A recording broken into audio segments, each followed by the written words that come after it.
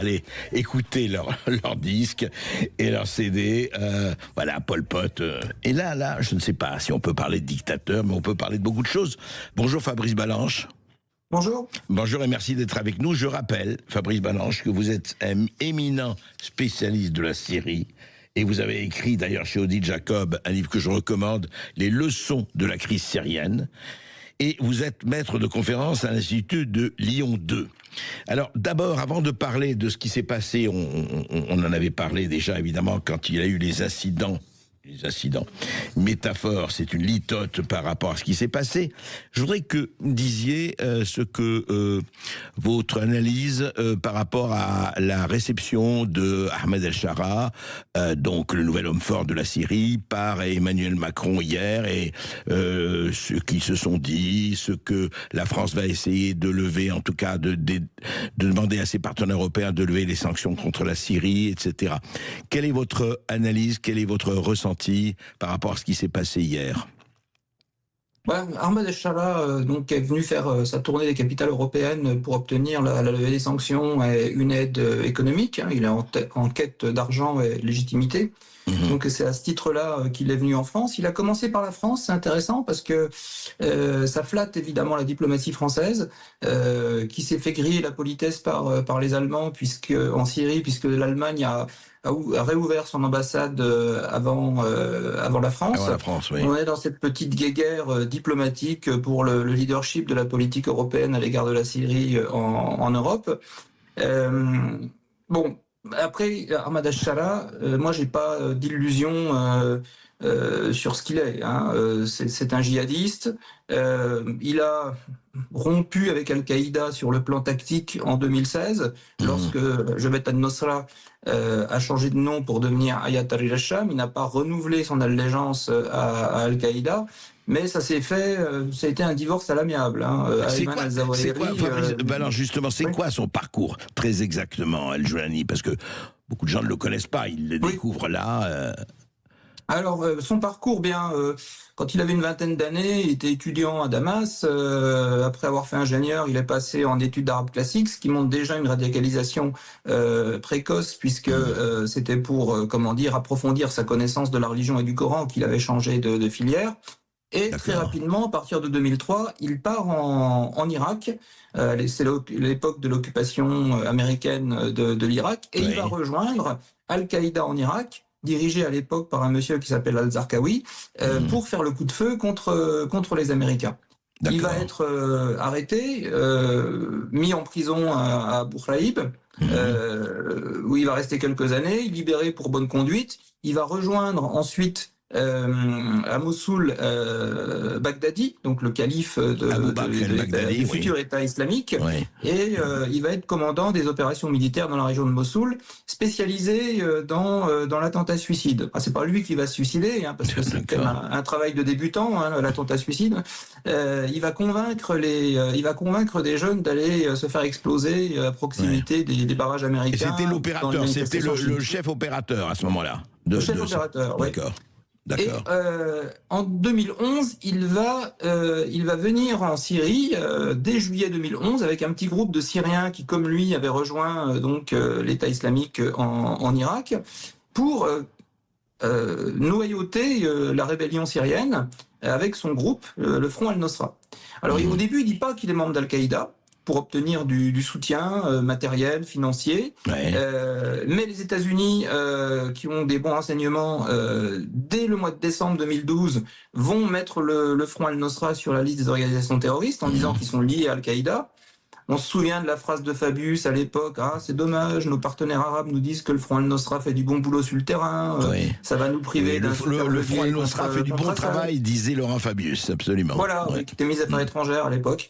Et la France va donc attendre le mois de mai 2013 pour le mettre sur la liste des organisations terroristes. D'accord. Après qu'il ait officiellement avoué qu'il était membre d'Al-Qaïda. Là, on pouvait quand même pas reculer.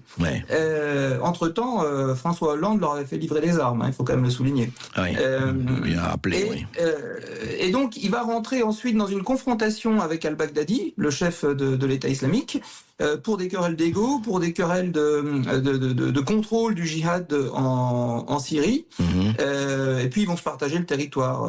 Baghdadi, ça va être Raqqa, l'est de la Syrie, l'Irak, et puis Jolani, c'est son nom de guerre à l'époque, va s'occuper de l'ouest du pays. D'accord. Et il va noyauter la rébellion syrienne, pourrir la rébellion syrienne, éliminer les modérés, qu'ils soient laïcs ou islamistes modérés, comme le groupe Ahrar al-Sham, qui va être complètement décapité. Ensuite, il va s'enquister dans la région d'Idlib, où là, il va faire un nettoyage complet de toutes les autres bandes rebelles, éliminant tout le monde. Mais alors, sa technique, c'est on élimine, mais discrètement et sans revendication. C'est-à-dire que contrairement à Daesh, à l'État islamique, qui tous les vendredis décapitait à Raqqa au carrefour de tête coupée... Devant les caméras, etc., oui. Voilà, lui, il fait ça discrètement dans les prisons pour ne pas justement avoir cette mauvaise image. C'est un type qui est très intelligent, il comprend le jeu géopolitique, il va se mettre sous la protection des Turcs en 2019, qui vont le sauver de l'anéantissement, et ensuite qui vont le manipuler et lui permettre de prendre le pouvoir donc en décembre 2024. Voilà le personnage. Si on veut comprendre ce qu'il veut faire de la Syrie, il faut regarder ce qu'il a fait à Idlib. Idlib, il l'a transformé en émirat islamique, où la charia règne. Alors, les gens vous disent, oui, mais on peut écouter de la musique, oui, mais on peut fumer.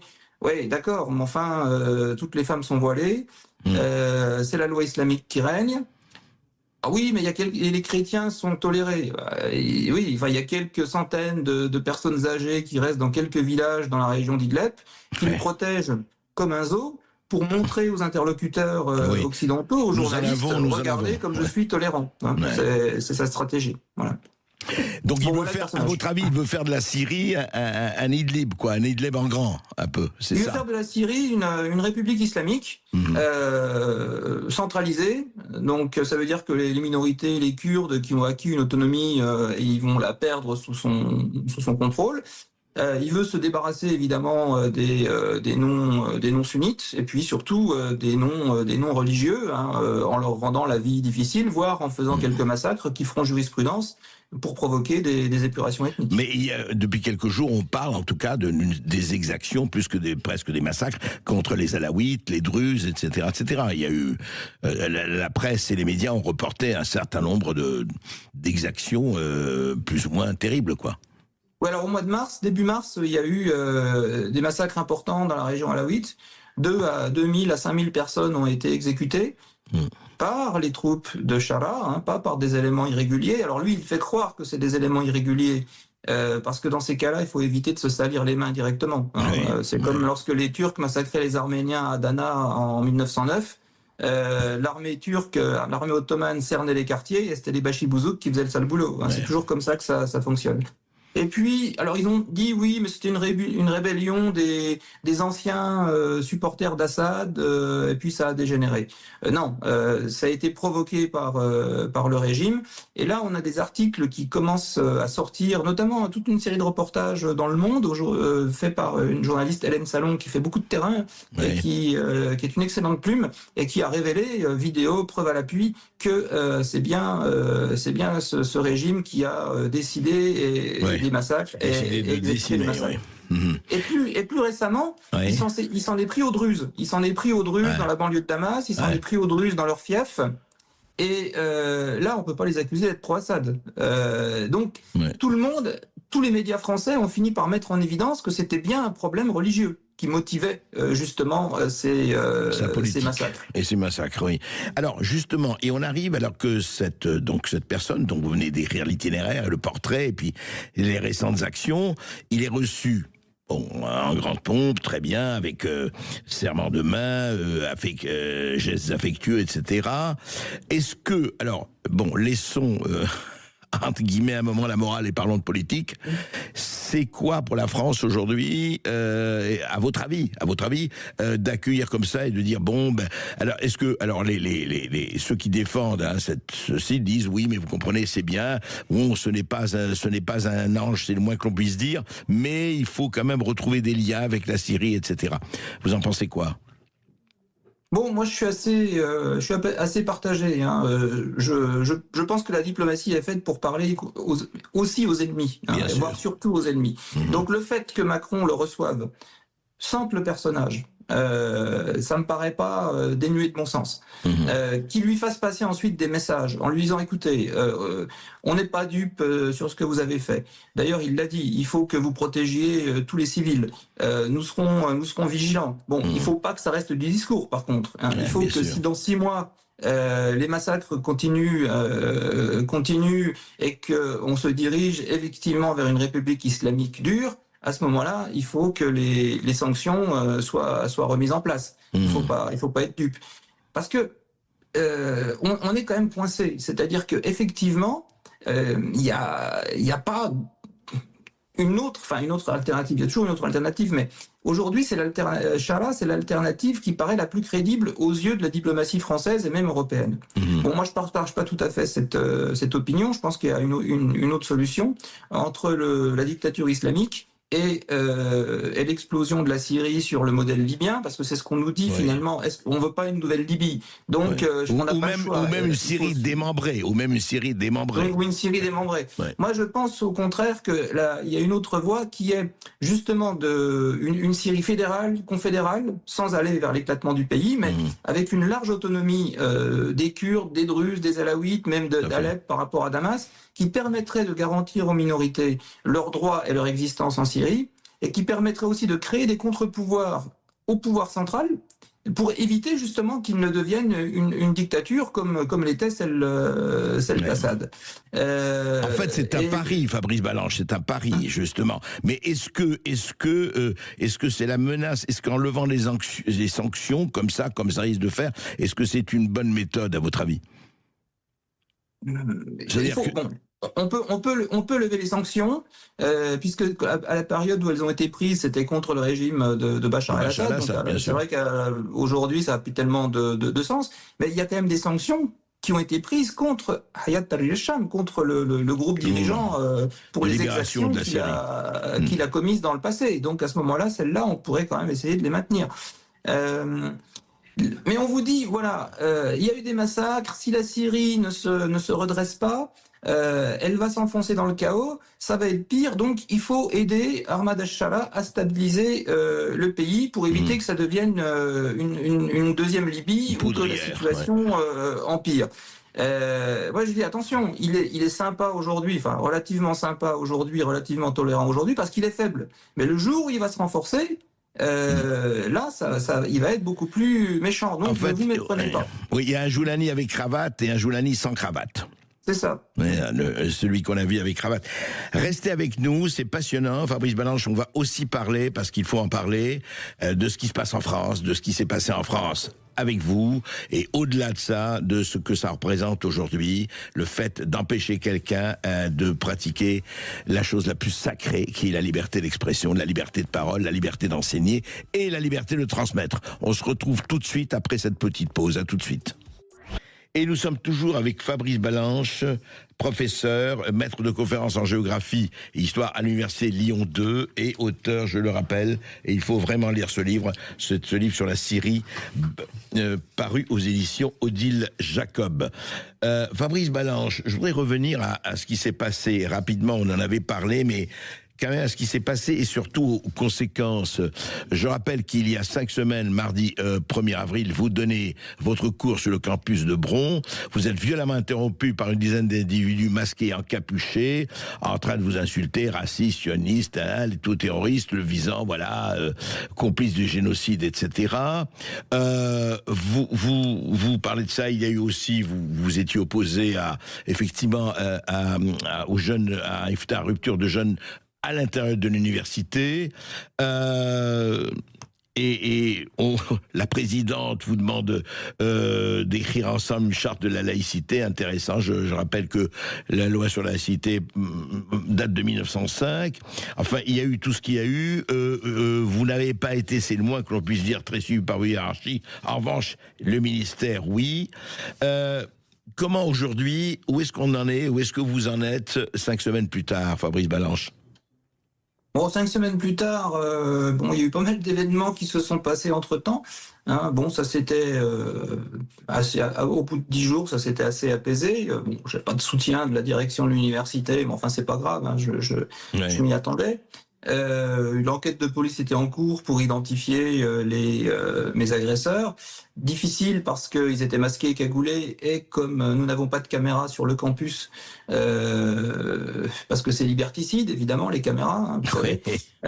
Donc vous n'avez pas de caméra sur le campus du tout? Non, aucune caméra. Donc ça veut dire que quand les gens détruisent, taguent, qu'on en a pour 60 000 € tous les mois pour enlever les tags, eh bien, on peut identifier personne puisqu'on n'a aucune bande. Voilà. Intéressant. Donc, mi-avril, oui. La présidente de l'université annonce, dans un média lyonnais, que ça ne l'étonne pas que c'était tombé sur moi, cette affaire, vu mes propos sur Gaza. Que j'avais tenu des propos complotistes, délétères pour la réputation de l'université. Dixit la présidente. Dixit la présidente. Oui, alors là, je suis vraiment tombé des nues, quoi. J'aimerais bien qu'elle m'explique quels sont mes propos sur Gaza. Bon, en gros, elle justifie ce qui s'est produit, quoi. Elle donne raison à mes détracteurs. Donc, j'ai eu énormément de soutien dans l'opinion, des collègues qui ont signé une pétition demandant la démission de la présidente. Le ministre ensuite a recadré la présidente dans une tribune dans le Figaro en disant qu'il attendait des présidents d'université un soutien inconditionnel aux enseignants qui étaient agressés de la sorte, et non pas qu'on les enfonce. Et puis, beaucoup de gens se sont intéressés évidemment à Lyon 2. Et on a commencé à exhumer des tweets, des tweets ou des captures de Facebook du vice-président de l'université, du premier vice-président de l'université, dans laquelle il faisait... Willy Beauvalet, c'est ça? C'est Willy Beauvalet. Oui. Dans laquelle il faisait, en septembre 2024, l'oraison funèbre d'Hassan Nasrallah, le chef du Hezbollah, un mouvement terroriste quand même, dans lequel il disait que il fallait que Nasrallah soit au Panthéon. Ah oui, carrément.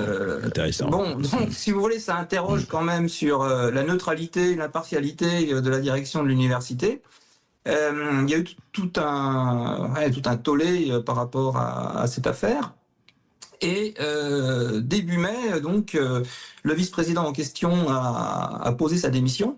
Alors officiellement, d'après lui, parce qu'il était harcelé sur les réseaux sociaux, mais en réalité, parce qu'il y a eu un signalement fait par le ministre de l'Enseignement supérieur pour apologie du terrorisme. Le ministre ayant lui-même déclaré qu'il ne comprenait pas que quelqu'un qui avait de telles positions sur le Hezbollah puisse être vice-président d'une université.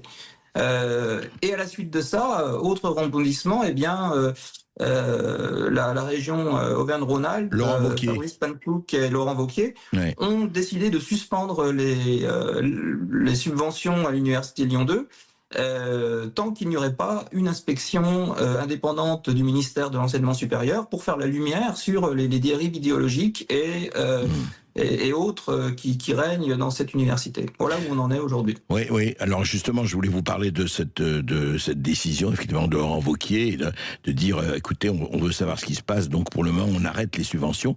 Mais moi, la question qu'on pose, ayant suivi ça comme beaucoup de monde, qu'est-ce qui fait qu'une présidente d'université et un vice-président d'université non seulement ne soutiennent pas ces enseignants, en tout cas en l'occurrence vous-même, et au contraire, je dirais pas l'accable, mais oui, en fait, se dit oui, mais il l'a bien cherché quelque part. Mais qu'est-ce qui fait que ça peut se passer comme ça?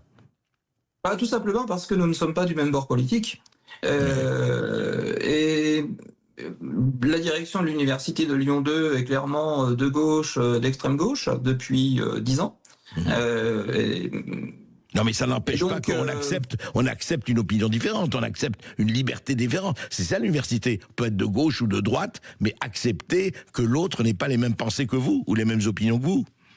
En théorie, ça serait dans l'université idéale, seulement ça ne se passe pas du tout comme ça. Vous avez de moins en moins de pluralisme à l'université.